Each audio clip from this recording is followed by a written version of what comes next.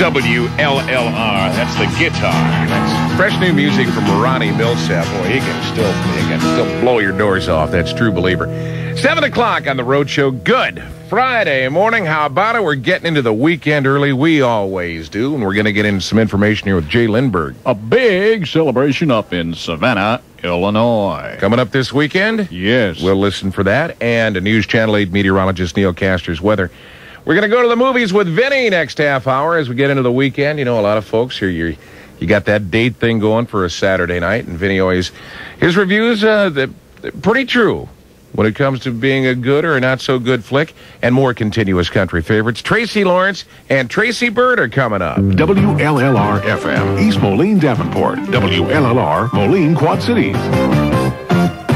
Now, Jay Lindbergh, WLLR News. Good morning, 50 degrees at 7:01. This news brought to you by Bradfields Incorporated. Here are the top stories we're following. A flood fix-up plan for John O'Donnell Stadium. Big celebration in Savannah, Illinois.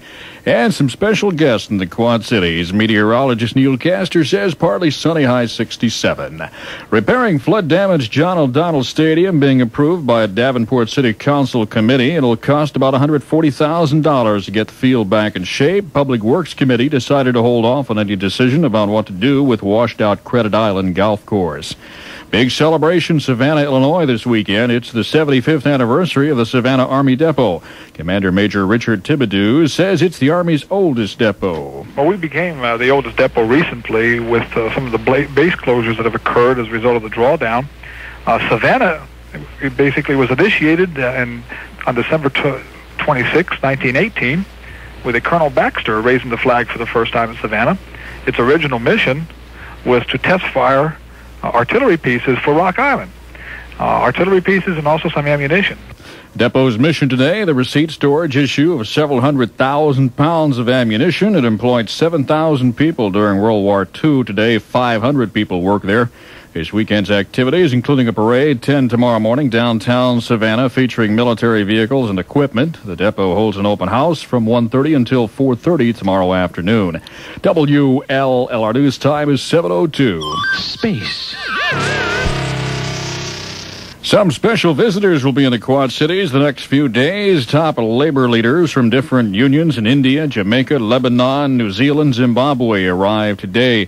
They're guests of the Quad City Federation of Labor, AFL-CIO. Federation President Jerry Messer says working people becoming more aware of their economic interests on the home front are directly affected by global developments. The benefit is they learn our ways of our working conditions and what goes on in our working places, how we work with employers, and the same from we learn from them. And the world's getting smaller every day. That's the benefit. When we labor unions, just as the companies are going to have to work together.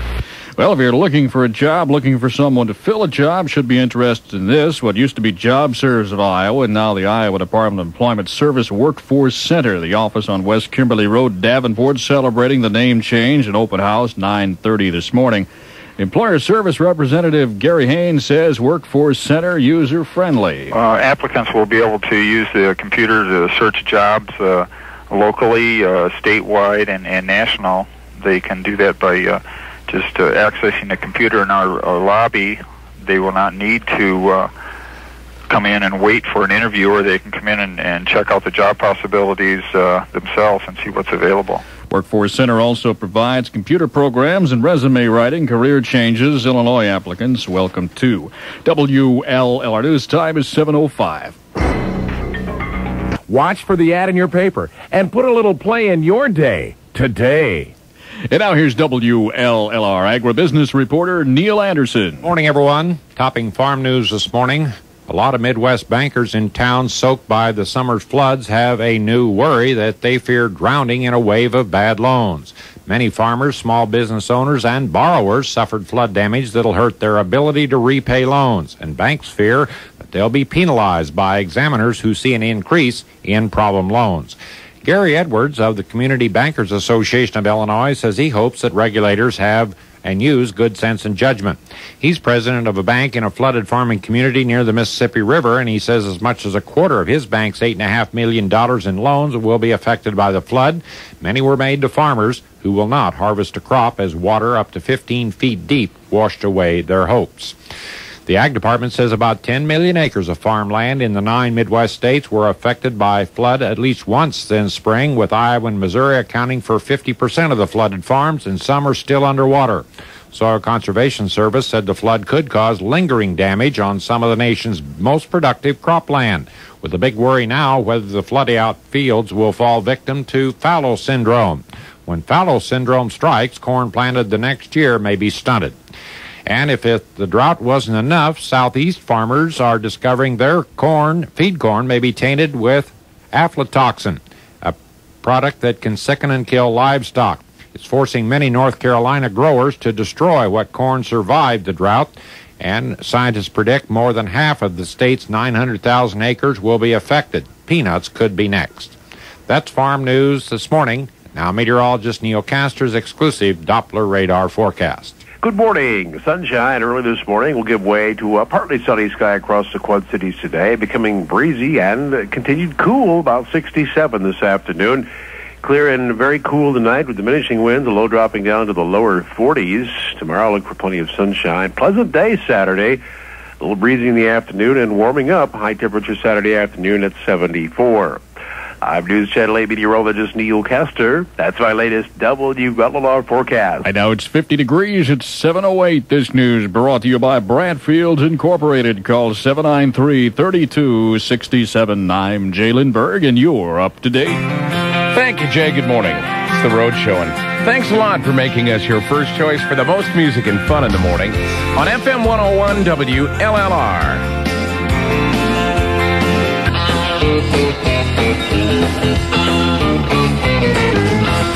Good morning. It's 7:13. We've got morning sun, 49 degrees at FM 101 WLLR.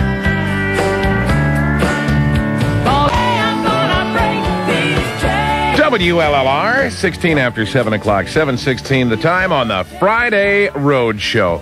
And Vinny will take us to the movies in just a couple of minutes, and more continuous country favorites. Billy Dean, Dwight Yoakam coming up. Busy weekend. They all are in the Quad Cities. A lot of high school football tonight, a lot of college football tomorrow locally, and of course, Iowa and Iowa State, Illinois and Missouri. But don't forget, if you're going to be in town tomorrow night, actually down in Buffalo, we've got an MDA fundraiser at the Beach Pub. And we're going to be there broadcasting from 7 to 9. Actually, there's a softball game from 5 until 7. The game is at Buffalo Park. Ron Evans from the station will be playing. Our own Mark Allen will be on hand. That U.S. West Dybert, who does those terrific travel times from the toll booth to the Centennial Bridge, he'll be calling some balls and strikes. And you are invited to join us. We'll have special prices on all Bud products. That's the Beach Pub. Softball game at 5 on the air, with those Bud products and giveaways from 7 until 9. Join us tomorrow night. Weather today, according to News Channel 8 meteorologist Neil Castor. Sun this morning, partly sunny this afternoon. High 67. No precipitation mentioned through tomorrow night. Clear tonight, low 42. Sunny for Saturday, high 74. And right now, 49 degrees at FM 101.